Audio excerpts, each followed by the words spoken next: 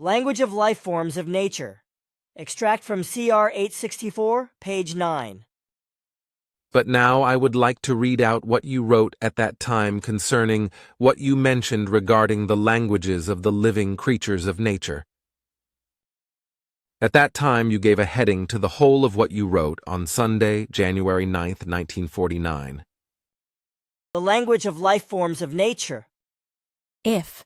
as a result of his or her rationality and his or her intellect, the human being can master language in such a way that he or she can express himself or herself specifically with certain words and say exactly that, which the fellow human being can clearly and precisely understand and comprehend everything that is said to him or her and make it accessible, then this applies not only to the human being. Likewise, namely, all animals, other creatures, and all other life forms of nature are also equipped with languages. It's just that these languages are completely different from the language of human beings. Thereby it is given that each animal species and each separate kind, as well as each species of other creatures and each separated kind, therefore also each species of natural life forms and its kind, each has its own language. Thereby every species and each kind of natural living creature has its own language, which can be simply sound-based, whistling, twittering, hissing, roaring, snorting, cooing, barking, meowing, growling, or otherwise, depending on the species or kind of the life form in question. Thus, language refers to what are simply distinct sounds, movements and impulsations, etc., as well as the most diverse modes of behavior, which actually function as a normal means of communication in order to communicate with each other or with other species and other kinds of life forms. Depending on what it is or shall be, the corresponding language, that is to say, the communication appears appreciative, approving, friendly, and good, or being dangerous, attacking, anxiety-producing, fear-inducing, or repelling, unwelcoming, and so on.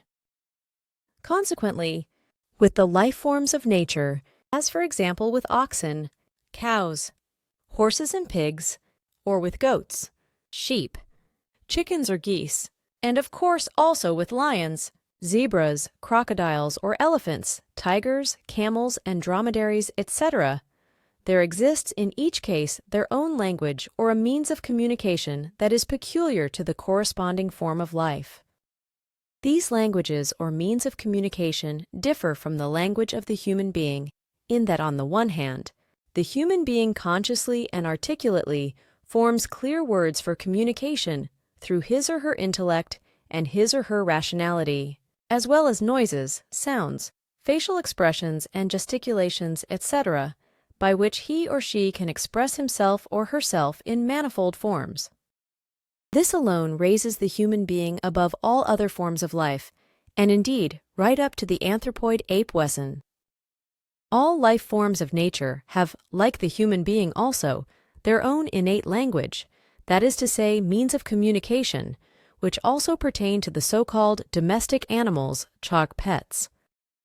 And depending on the kind of life forms, it is naturally given to expand this means of communication by a learning opportunity given specifically to them.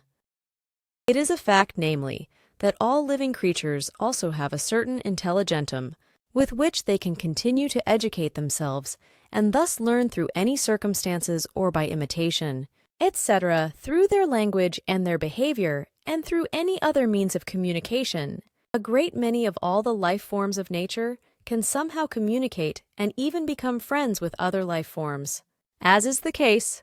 for example, with dogs and cats, etc., which are normally actually enemies from the ground up, but which can get involved quite well with the human being and peacefully connect with them,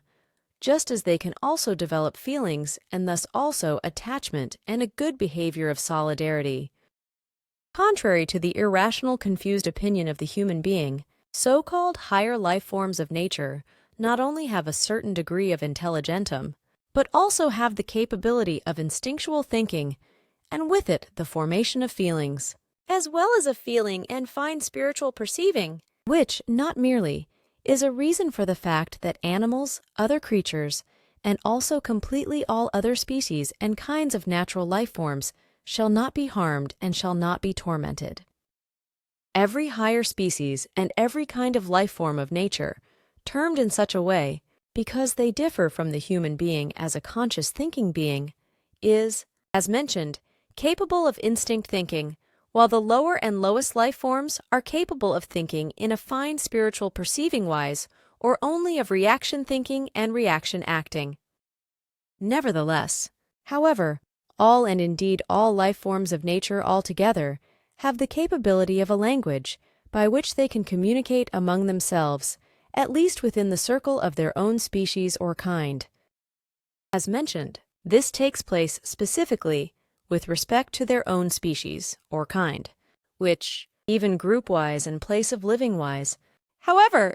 can be absolutely different, which means, for example, that cattle use and practice a completely different language or a different dialect than the same species or kind, which lives, for example, only just 250 meters away. So it is the same kind of thing as with human beings, who, for example, live in Switzerland and speak Swiss German in a certain dialect, but probably also speak Swiss German in various dialects in other areas, but a completely different dialect. Nevertheless, it is possible that living creatures of nature that are completely different from each other, thus animals, other creatures and other life forms, as well as plants of all species and kinds, can communicate with each other. This is despite the fact that they speak a foreign language, so to speak, as is also the case with human beings who speak, for example, Swiss German, German, French, Italian, English, Chinese or Arabic, Urdu or Hindi, etc., but who can communicate with each other in spite of the language barriers and without the need for an actual interpreter. On Earth alone, there are indeed many thousands of actual languages and dialects among the human beings. There may be 10,000 or more or less, but among the living creatures of nature there are many millions.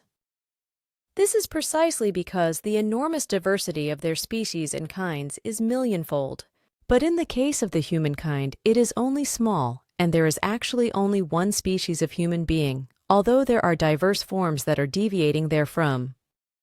These forms, however, deviate from each other in anatomical appearance in some way, as well as in skin color, where the colors white, black, brown, yellow, bluish, reddish, and even greenish occur, which, however, is partially unknown to anthropologists, because they are still far away from being able to encounter such kinds of human beings. Here on Earth, the species human being exists just once, while the species of the life forms of nature are indeed millionfold and are divided into kinds, which are formed in certain ways by mutations from the species. Altogether, the species of life forms are actually designated as races, while the kinds, which are actually mutations, and in this respect emerge from the species, are designated as half-caste or crossbreeds because they simply have different parents from different races which can mate with each other. This is precisely the case when such mating is possible by nature, because otherwise this would not be viable, because species are normally separated from each other, without exception in such a way that a sexual union for the procreation of offspring is not possible unless it would be conceivable as a result of a natural anomaly,